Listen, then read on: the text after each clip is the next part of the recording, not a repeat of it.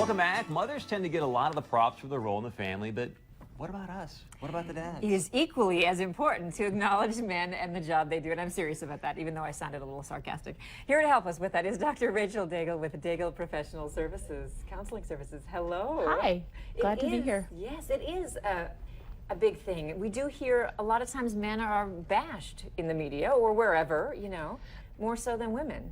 I think in the sense that the role is not as respected. It's viewed more, fatherhood is more of a supportive role than than an equal primary role. And in the past 2 decades, that really has been shifting and changing, where there are fathers who are primary caretakers. So that is changing, but our attitudes and our cultural beliefs are catching up with that, if you will. So, what do you mean specifically our cultural attitudes are catching up? Meaning, have you ever heard, just in passing, someone referring to dad as being the babysitter? I mean, that's not a primary caretaking role. I mean, his role is much more important than babysitter or supporter. It makes sense that through time, we've had more specific gender identity roles in fatherhood and motherhood, meaning often in fatherhood, it was provider outside the home. Mom, just by the fact that she carries baby, would be then more of that primary role. And so that is evolving, but now we're seeing much those shifts in gender-specific responsibilities, and we need to be keeping up with those.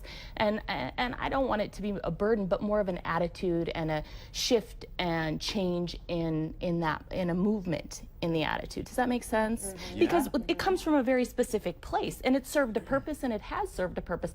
But now let's talk about what's real, which is the fact that fathers are as impactful even during pregnancy, they're finding in the research, as mothers, which or can have as much of an effect. Maybe that's a better way to put it. Mm-hmm. Obviously, moms, nutritional habits, things like this are going to be immediately impactful, but dad can very much have a role, and not just a role, but an importance throughout a partner's pregnancy. I've been covering this a lot lately, doing a lot of research on it. You look back when we were an agrarian society, I think there was a much more combo role, if you will. Yes. Yeah, there were certain tasks the men did, the women did, but both were very much caregivers. Sort of shifted as we moved into the industrial society. Why the change where fathers seem to be left out, and why are things kind of coming back to, hey, you know what, you guys are important, you need to be more active in this? Okay.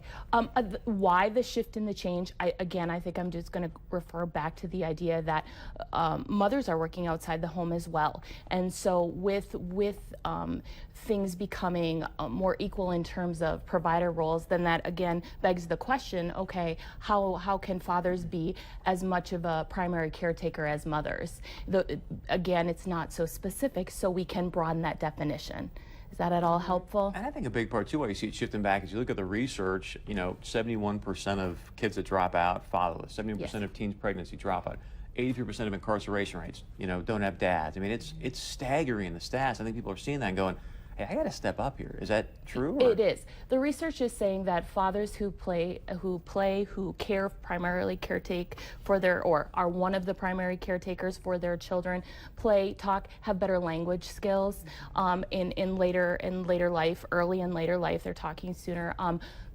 Who help and play, and just the common caretaking activities are all I'm trying to spit out here. They end up having less behavioral problems. Adolescents have less behavioral problems.